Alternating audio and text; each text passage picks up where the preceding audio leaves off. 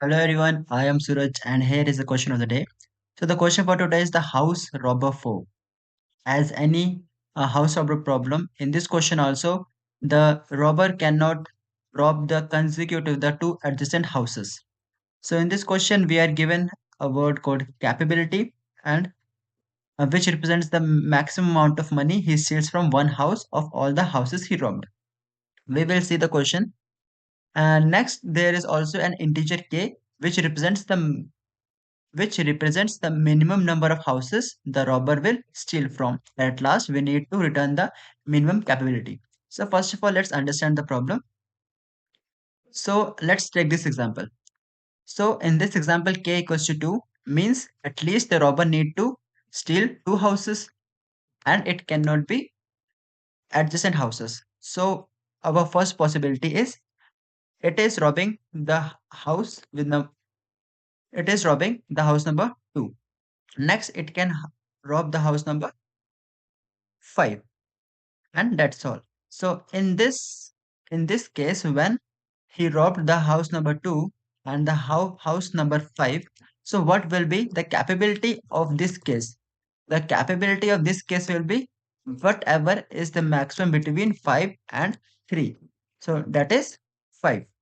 Similarly, there are other cases. For example, if he does not rob the house 3, he moved to house number he does not rob the house 2, he directly moves to house number 3, then he will rob the 3. Now, once he robbed the 3, he cannot rob the house number 5, so he will directly move to house number 9. In this case, our capability will be max of 3 and 9. What is max of 3 of 9? That is 9 only. Next, there is one more case. If he robs the house number 2 but did not rob the house number 3 and 5, directly moves to 9. So in that case, what will be the capability of this case? That is max of 2 and 9. So it will be 9 only. So these are all the cases by which the robber can rob the houses, and these are the capabilities of each case. And what we need to return? We need to return the minimum capability of the robber of all possible ways. So these are all the possible ways. These are all the capabilities of all the cases. And what is the minimum among them? That is 5. So the answer for this question will be 5. Output will be 5 only. So we need to solve this question today. So how we are going to do it? So let's see the brute force approach first. So if we use the brute force approach, then what will be our approach? That in one case, I will choose 2, and in second case, I will say I will be not be taking 2. In another case, just I take 2, so I cannot take 3, so I will just take 5. And in another case, I will not be taking 5. Similarly here, I did not take 2, so I can take 3. I can take 3 and I am not taking 3 as well. In next case, I will be I cannot take any of the, like I cannot take 9 and it's the end of the array. So I will just return. So in this case, 2 and 5 will be my elements and I will see what is the maximum out of it at the end. Like from this branch, the 5 is maximum and I did not take 5, so I might have taken 9 here. So from this branch, 9 is maximum, so I will take 9. Now from this branch, there is, like I will be taking 9 and I not be taking 9. So from this branch, I got one more 9. So out of these, my 5 will be my solution. But this approach will be taking 2 raised power n times. And if we look into the constraints, then the num's length is 10 raised power 5. So this approach will obviously give us TLE. So we will not be using this approach. What we will do, we will be using a binary search approach here. So see what we will doing. Let's uh, do one thing. Separate this question into two parts. First one, guess a value. Second one, see if it is a possible solution or not. So, first of all, we will be guessing a value. Second thing, we will see whether it can be a possible solution or not. So, how we will be saying whether it is a possible solution or not? For example, I just did one thing. I guessed the value. I guessed the, just a second. My guess value is 3 and my array is 2, 3, 5 and 9. So what I will do, I will traverse the whole array, okay, and just count how many digits in this array are less than or equals to my guessed number, okay. But there is one condition. If I am like this 2 is less than or equals to my guessed number, that is 3, so I cannot take the adjacent number of it. Like if I'm taking this 2, I cannot go and count this 3 as well. I will not be counting this 3 if I am taking 2. Okay. So now let's count. My guess number is 3. My 2 is less than equals to 3. Yes, it is. So just do one thing. Maintain a variable. Let's say it be count. So it will be 1 because 2 is less than equals to 3. So if I'm taking 2, I cannot take 3. So I will jump to 5 directly. So is 5 less than or equals to 3? No, it is not. So count will remain as it is. Now 9 is less than or equals to 3. No, it is not. So count will remain 1 only. Now I will be comparing the count and the k. If the count, if If my count is greater than or equals to k, I will return true. Otherwise, I will return false. So it is very simple. If c is greater than or equals to k, I will just return true. Otherwise, I will return false. So I hope you understand the second step. Now let's move to the first step, that how I am going to guess my number. So see, as I mentioned earlier, the num's length can be 10 raised to power till 10 raised to power 5. So our possible solution should be under n log n time. Now, uh, if we see the second step, that second step was taking n time because I was traversing the whole array once. That is why it is taking n time. So it means I need to guess a value in log n time. So how we will be doing that? Let's see. So to do the first step, we will be using the binary search approach. How? First of all, we will see what can be our possible solutions. So our possible solutions can be the minimum element of this array, or in the range of the minimum element of this array and the maximum element of this array. It will be the range of my possible solution, because at the end, the number we will be returning will be present in my array only. So it will be my range, the minimum element of the array and the maximum element of the array. So we will do one thing. Just we will find the minimum and the maximum element of the array. So it is 2. I will put all the numbers from the minimum and the maximum number. So 3, 4, 5, 6, 7, 8 and 9. Okay. So now I will be using the binary search here. I will put my left here and my right here. Okay. Let's do one thing. Let's give them indexes 0, 1, 2, 3, 4, 5, 6, 7. Actually, we don't need indexing, I think.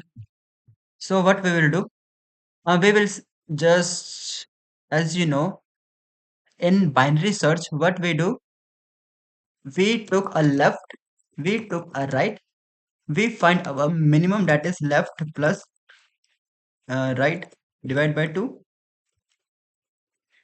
and see whether this mid is our answer or not. Okay. So the same we will be doing here. Here my left will be the smallest element, that is 2. My right will be the largest element, that is 9. Okay. And we will find our mid here. So in first case, my mid will be 2 plus 9, that will be equals to 11 divided by 2, that is 5. So my mid will be 5. So first of all, I will check for this 5 whether it is a possible solution or not. So it will go here, just check whether if my guess value is 5, is it a possible solution or not. My array is 2, 3, 5 and 9. So I will start from here. 2 is less than or equals to my guess number. Yes, it is. So my count will be 1. Now I took 3. So I cannot take 3. Sorry, I took 2. So I cannot take 3. So I will move to 5 directly. Is 5 less than or equals to my guess number 5? Yes, it is. So my count will be updated to 2. Now I took 5. So I cannot take 9. And it is the end of my array. So my count value is 2. And the value for my k is 2 also. So what was my condition? My condition was that if count is greater than or equals to k, then I will be returning true. So this condition is being satisfied because my count is 2 and my k is also 2. So they both are equal. So I will be returning 2. So it means 5 is a possible solution in this question. Okay. And in this question, we need to see the minimum capability, minimum. Okay. So if I know 5 is a solution, so where will I move now? I will be moving to the left side of the mid because I want to find the minimum solution. So if 5 is a solution, so I will be saying if there is any number less than 5, which is a possible solution, if it is, then I will be returning that. So if I need to move to the right, sorry, to move to the left, so I will just put this pointer, right pointer here to the value mid minus 1. Okay. So now my left is 2 only, but my right has become 4.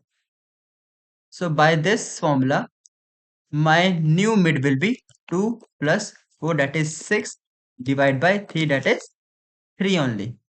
So we will see is 3 a possible solution or not. If my guess value is 3, whether it is a possible solution or not, 2 is less than equals to 3. Yes, it is. So my count will be 1. So as I took 2, I cannot move to 3. I will directly jump 5. 5 is less than or equals to 3. No, it is not. Is 9 less than or equals to 3? No, it is not. So my count will remain 1 only. So now let's see. If count is greater than or equals to k, 1 is greater than or equals to 2. No, it is not. So just return, it will just return false. Okay. So as it got false, so my left will move from here to mid plus 1. What was my mid? My mid was 3. So it just my left go to mid plus 1 to 4. Now my left is 4. My right is 4 also. So what will be my mid? My mid will be 4 plus 4 divided by 2, that is 4 only. So now I will be checking for the 4. Now my guess value is 4. Is 2 less than or equals to 4? Yes, it is. So count will be 1. So I will now jump to 5. Is 5 less than or equals to 4? No, it is not. Now let's move ahead. Is 9 less than or equals to 4? No, it is not. And it's the end of my array. And my count is 1. Is count greater than or equals to k? No, it is not, because the value of count is 1 and the value of k is 2. So that's why it will just return false. And as it just returned false, so my answer will remain 5. And as it is false, so my left will move to mid plus 1. So at the point when my left has become greater than right, I will just come out of loop. I will just break and come out of loop. So that's how I got my answer. The answer for this question is 5. The answer for this question is 5 only, as mentioned here. So now we will be coding that. First of all, I will be making a function of Boolean is a possible solution or not. I will be taking the parameters, the array, the integer, and the predictive value. Okay. Now I need to make a counter. Okay. So I will make one iterator here and say till the time this I is less than nums dot length, because in every case we saw that my iterator was moving starting from 2 and moving to the end of the array. So that is why I will move this iterator from 0 to the end of my array, and I will make a condition if my predictive value is less than or equals to my nums of I, then I will do something else. I will do something else. When the value, the nums of I was less than equals to, sorry, I just put the wrong condition here. When my nums of I is less than equals to my predictive value, then what I was doing? I was incrementing the counter by 1. I was incrementing that counter by 1. And second thing, when I am taking this 2, I said I cannot move to 3. I need to jump from 2 to 5. It means my iterator will move to 2 steps ahead. Okay. And next, if it is not less than or equals to the guessed value, the predictive value, then I was moving 1 step ahead only. So I will just say I plus plus. And at the end, I will just say return if my count, just make it simple. If my count is greater than equals to k, just return true, else return false. Okay. So this function has been made. It will be just saying that whether it is a possible solution or not. Now let's do one thing. I will be making one variable left. What will be the initial value? Is max value. Why so? I will be telling that. And right will be 0. First of all, I will be putting the minimum value of the array in this left and the maximum value of that array in this right. So I will just traverse that array first and say, just do one thing, math dot minimum, whatever is minimum, just put that value in the left, and whatever is maximum, just put that value into my right. So now my right and my left, I have found both of them, the 2 and the 9. So now what I need to do, I will make a condition while my left is less than equals to my right. Just I said When my left will be greater than my right, I will just break. So this is the same condition till the time that my left is smaller than or equals to right. I will be making this. I will be in into the loop. So what we were doing, we were finding a mid here. How to find a mid? The mid was equals to the left plus right minus divide by 2, and we will see whether it is possible or not. Is possible. I will pass that mid value. We were passing the mid value always to this function to see whether it is possible or not. So the same we will be doing, and we will say if that is possible, then do something, otherwise something else. If that was possible, what we were doing? When it was possible, we were moving our right, right to mid minus 1. So right will be mid minus 1, and my left, if it is not, then my left will be mid plus 1. One last thing, we need to maintain one answer variable, and whenever it is possible, just do one thing, answer will be equals to mid, and at last we will be just returning this, sorry, answer. So now I think it is done. So now let's see if there is any syntax error. So the test cases are passed. Let's submit this and see. So yeah, 90% beats. It means it's a quite good solution. So that's all for today. Thank you.